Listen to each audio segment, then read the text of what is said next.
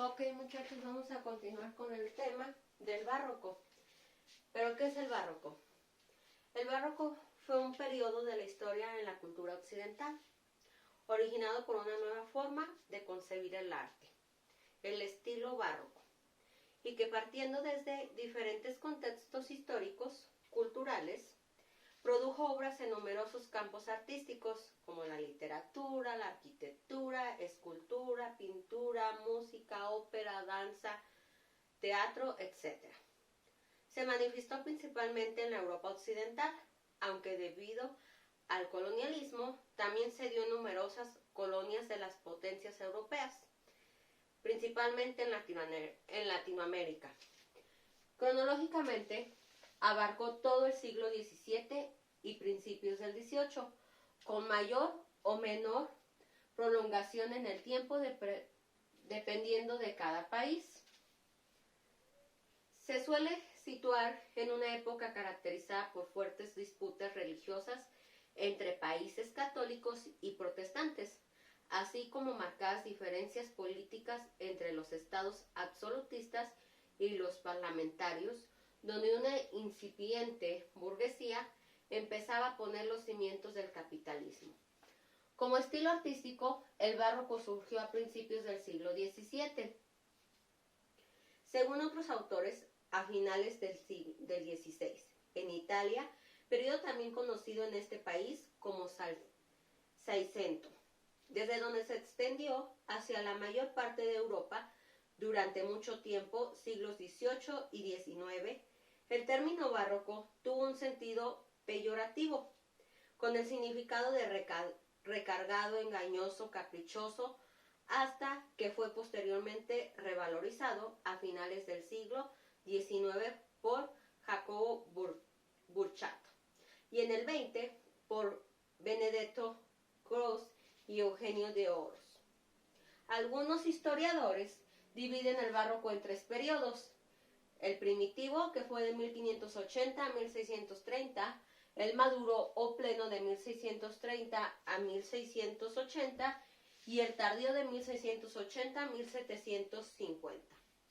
Dentro de las características del barroco tenemos la pérdida del equilibrio clásico, equilibrio entre la expresión y lo expresado, la acumulación o recargamiento en los adornos, espíritu antirreformista, torturado por problemas religiosos que afloran en la poesía, en la novela y en el teatro, nihilismo temático, resolución de cualquier dificultad retórica, abandono de la imitación clásica, espíritu de aristocracia, conciencia de una etapa de decadencia, culto al contraste, síntesis de todos los conocimientos de la época. Dentro de los exponentes del barroco tenemos a Lope de Vega, a Luis de Góngora, a Francisco Quevedo y también tenemos el barroco mexicano. Lope de Vega, Félix Lope de Vega Carpio, de 1562 a 1635, fue uno de los más importantes poetas y dramaturgos del siglo de oro español y por la extensión de su obra uno de los más prolíficos autores de la literatura universal.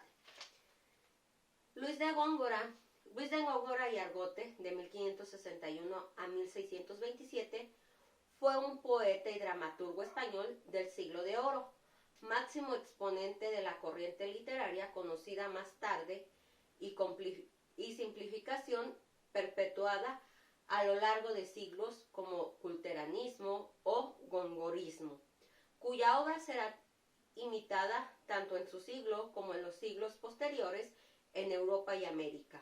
Como si tratara de un clásico latino, sus obras fueron objeto de exégesis ya en su misma época.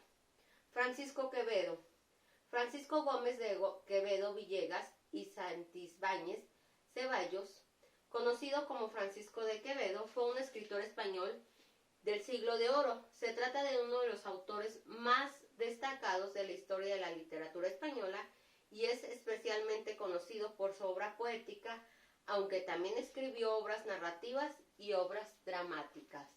Pero dentro del barroco también tenemos el barroco mexicano.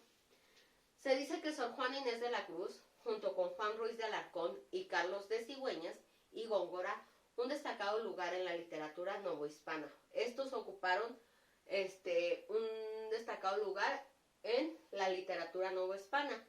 En el campo de la lírica, su trabajo se adscribe a los lineamientos del barroco español en su etapa tardía. La producción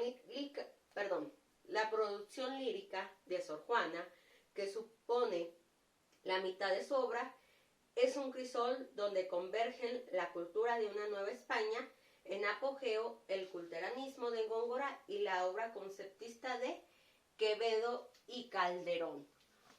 Ok, muchachos, hasta aquí sería el tema de la clase.